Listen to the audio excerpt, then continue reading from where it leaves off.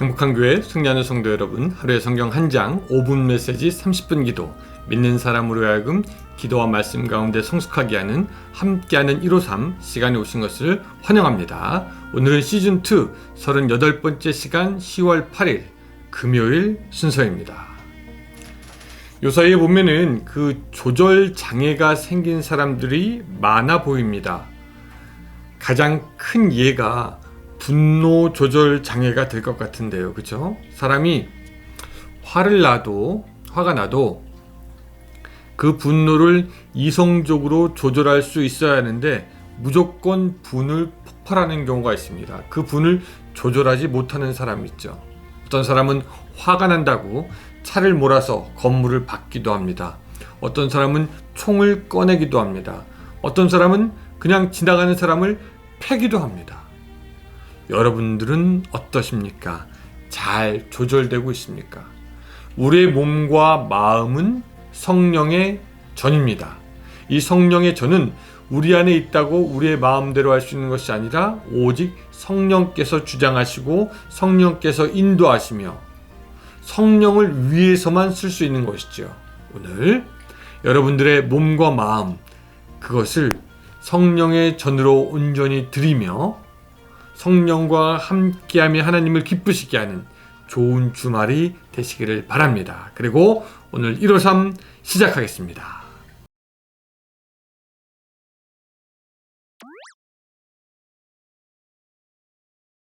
네, 오늘 말씀은 마가복음 11장 1절부터 11절까지의 말씀입니다. 마가복음 11장 1절부터 11절까지의 말씀. 자, 제가 읽겠습니다.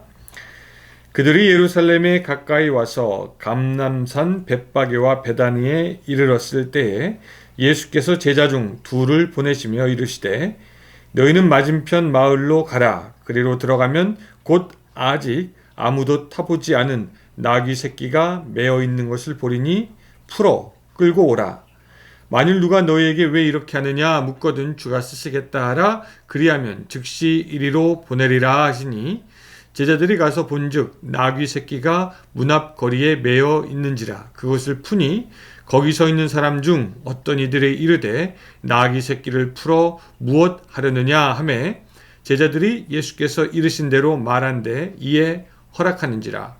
나귀 새끼를 예수께로 끌고 와서 자기들의 겉옷 그 위에 얹어 놓음에 예수께서 타시니 많은 사람들이 자기들의 겉옷을 또 다른 이들은 들에서 벤 나뭇가지를 길에 펴며 앞에서 가고 뒤에서 따르는 자들이 소리 지르되 호산나 찬송하리로다. 주의 이름으로 오시는 이여 찬송하리로다.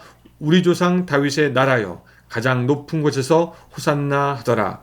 예수께서 예루살렘에 이르러 성전에 들어가사 모든 것을 둘러보시고 때가 이미 저물매 12제자를 데리고 베다니에 나가시니라. 아멘. 오늘 본문에서 제자들은 예수님이 예루살렘으로 향하여 가시는 것을 보면서 예루살렘이 점점 가까워오는 것을 보면서 무엇인가 예전과 아는 그 분위기에 사실 마음이 희망이나 기대로 가득 찼을 겁니다. 자, 이제 예수님께서 예루살렘에 이제 가신다. 이제 무엇을 보여주실 것이다. 이제 어쩌면은 이스라엘이 로마의 압제에서 벗어나고 우리도 그동안 고생한 것에 대한 무슨 보답을 받지 않을 수 있을까? 아마 그렇게 생각할 수도 있을 겁니다. 그렇죠? 새 시대를 열어갈 메시아가 이제 간다. 예루살렘아 기다려라. 로마 군인들이여 기다리라. 그렇게 생각했을 때 예수님은 예루살렘이 가까우시면서 뭔가 이상한 것, 제자들이 이해 못할 것을 시키는데요. 자, 2절 같은 경우에 보면 이렇게 나왔죠. 너희가 맞은편 마을로 가서 아무도 타보지 않은 나귀 새끼가 매어 있는 것을 보면 끌고 와라. 주인이 왜 나귀 새끼를 가지고 가냐고 물어보면 주가 쓰시겠다 하라. 그렇게 말을 합니다. 허허, 왜 나귀 새끼가 필요하지? 제자들은 아마 고개를 갸우뚱하면서 어쨌든 말씀하셨으니까 가서 나귀 새끼를 가지러 갑니다. 예수님이 말씀하신 대로 주인은 나귀 새끼를 무엇에 쓰려느냐 물어보고 제자들은 예수님이 알려주신 대로 말하고 나귀 새끼를 가지고 옵니다. 그랬더니 예수님은 아무도 타보지 않은 그 나귀 새끼를 타십니다. 그리고 제자들은 그 예수님을 따라서 자기들도 갑니다. 한 번도 타지 않은 그 나귀 새끼니까 어쩌면은 그 나귀 새끼가 예수님의 몸무게를 이기지 못하고 주저앉을 수도 있을 텐데 그냥 가게 되고 제자들은 결국 나귀 위에 자기의 겉옷을 얹어놓게 되는 것이죠. 그리고 예수님은 그대로 예루살렘 성전 안으로 들어가시는 것을 볼 수가 있습니다. 예수님께서 가시니까 제자들도 따라가지만 사실 이 제자들은요, 이스라엘의 땅에서 로마 황제의 권력을 전복시키기 원하고 영원한 하나님의 나라를 새롭게 건설하고 회복하실 다윗 왕의 그 후손으로서의 메시아가, 그 메시아를 볼 것을 잔뜩 기대가 부풀었는데 이 예수님은 고작 한 번도 사람을 태워본 적이 없는 나귀 새끼를 타고 가는 것이었습니다. 초라하죠. 그 초라한 예수님의 모습을 보고 사람들이나 제자들은 아마 이게 뭐지? 라고 생각했을 겁니다. 로마 제국을 쫓아내고 이스라엘을 위해서 독립시켜야 할 예수님이 이렇게 초라한 행색으로 예루살렘을 들어가신다고? 실제로 그 요한복음은요, 예수님이 예루살렘의 입성에 대해서 이야기할 때 제자들이 처음에는 이 일을 깨닫지 못하다가 라는 표현을 넣습니다. 왜 예수님께서 그런 모습으로 들어가는지 제자들은 몰랐다라는 것이죠. 메시아면은, 그리스도면은 왕으로서 가장 화려하고 웅장하고 위엄있게 개선 장군처럼 예루살렘에 들어갈 것이라고 기대했던 그들의 막 그 기대감이 풍선 바람 빠지듯 사라지는 것입니다. 그리고 미처 생각도 못했던 나귀를 타고 예루살렘을 들어가시는 예수님의 모습을 보고 그들은 아마 실망했을 것이고요. 이렇게 시작해도 되나? 뭐 이래서 큰일을 할 수 있겠나? 어쩌면 그런 생각을 했을지도 모르겠습니다. 예루살렘 성에 들어갈 때 하나님의 아들 메시아가 힘센 나귀도 아니고 새끼 나귀를 타고 간다. 하하. 아마 이제 본문의 사람들이 와가지고 막 호산나 호산나 주의 이름으로 오시는 이여 했지만 아마 제자들은 그것이 계속해서 퀘스천 마크였을 것이고 예수님 좀 품위가 있어야 되는 거 아닙니까? 라고 생각했을 것입니다. 여러분, 예수님께서 말도 아니고 초라한 나귀 새끼를 타고 가셨다. 사실은 그것이 우리에게 굉장히 큰 의미가 있습니다. 생각해 보시기 바랍니다. 사람들은요, 자기의 힘을 과시하기 원합니다. 왕들은 자기의 힘을 보여주기 원하고 떵떵거리기 원합니다. 자기 과시가 지나친 사람들은 자기보다 낫다라고 생각하는 사람들을 멸시하고 무시하고 또한 다른 사람을 낮추어 봅니다. 여러분, 어떤 교회들은요, 자기들의 화려한 건물의 외형과 규모와 소유를 그리고 사람들의 숫자를 자랑하고 싶어하는 그런 교회도 있습니다. 그런데 예수님은요, 그 반대입니다.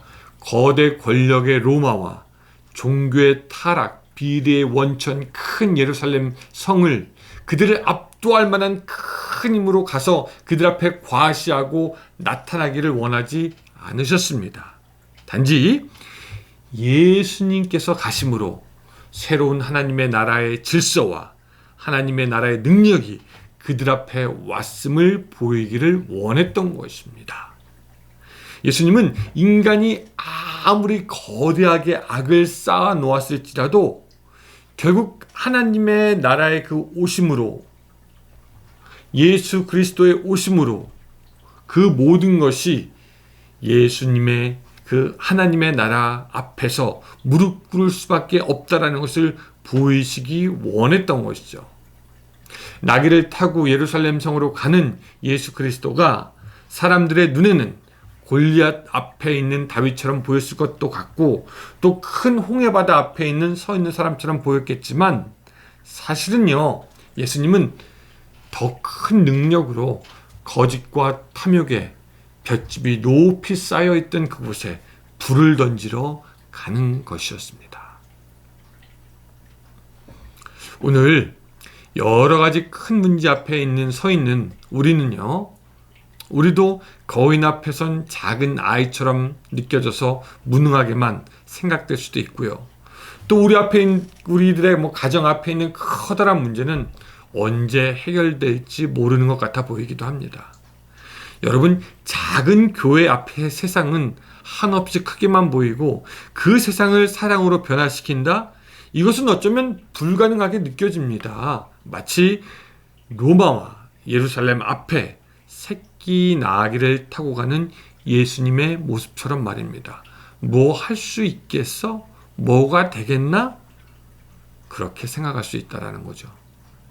그런데 우리에게 중요한 것은 무엇입니까? 우리는 우리의 힘으로 싸우지 않는다는 것입니다. 우리는 우리의 능으로 다투지 않는다는 것입니다. 우리는 하나님의 나라가 우리 안에 있다는 그 사실 하나, 또 하나님이 나와 함께 하신다는 그 사실 하나, 또 예수님께서 나를 도우시고 있다, 함께 하신다, 그 믿음 하나를 가지고 나가면 충분하고, 그 충분한 믿음 하나에 우리는 총이 없어도 칼이 없어도 세상의 힘과 능을 두려워하지 않고 문제 앞으로 걸어갈 수 있게 되는 것입니다. 우리 안에 있는 하나님의 나라가 우리의 모든 문제들을 이길 만한 힘이 있다라는 것이죠. 우리가 하나님을 믿고 간다면은 그 앞에 계속 서 있을 골리앗이 없을 것이고, 갈라지지 않을 홍해가 없을 것이고, 무너지지 않을 로마가 없을 것입니다. 그 모든 것은 예수 그리스도 앞에서 굴복할 수밖에 없는 것이고, 하나님의 나라의 전진 앞에 무너질 수밖에 없는 것입니다. 예수님께서는 나귀 새끼 타고 가셨지만 결국 승리하셨고, 오늘 우리도 초라한 모습으로 지금 있더라도 결국에는 하나님의 나라와 더불어 승리하게 될 것인데, 이것이 믿는 성도들의 운명이 되는 줄로 믿으시기 바랍니다.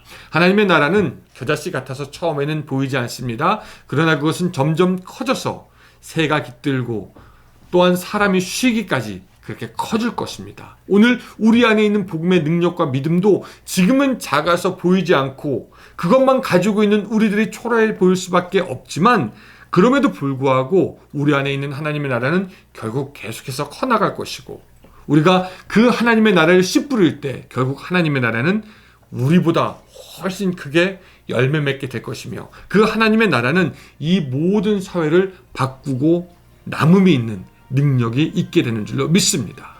그래서 우리는 그 누구 앞에도, 그 어떤 문제 앞에도 나귀 새끼만한 능력이 우리밖에 없을지라도 우리는 자신 있게 당당하게 기쁨으로 걸어갈 수 있는 것입니다. 예수님께서 나가시고 걸으셨던 것처럼 오늘 여러분들도 어둠의 세력 한가운데로 갈 수 있으시기를 바랍니다. 문제 한가운데로 걸어가시기 바랍니다. 하나님의 나라가 여러분들 마음 안에 있는 것을 믿고 그 하나님의 나라의 능력을 믿고 걸어가서 예수 그리스도와 함께 승리하는 여러분들이 되시기를 주님의 이름으로 축원합니다. 기도하겠습니다. 사랑의 하나님 아버지, 오늘 우리 가운데 하나님의 나라가 충만하게 임할 수 있도록 도와주시고, 그 하나님의 나라의 능력이 우리들의 모든 문제들을 이길 수 있도록 주여 도와주시오며, 우리 교회에 힘을 더할 수 있도록 주여 도와주고, 결국 우리는 하나님의 나라와 함께 승리하는 우리 성도가 될 수 있도록 주여 함께하여 주시옵소서. 우리의 모든 것 맡기오니 주님 붙잡아 주시고 우리 가운데 넉넉한 승리와 함께 기쁨 허락하여 주시옵소서. 예수님의 이름으로 기도드리옵나이다. 아멘. 예, 여러분 오늘도 함께 해주셔서 감사하고, 저는 이제 주일 11시에 여러분들 만나 뵙도록 하겠습니다. 감사합니다.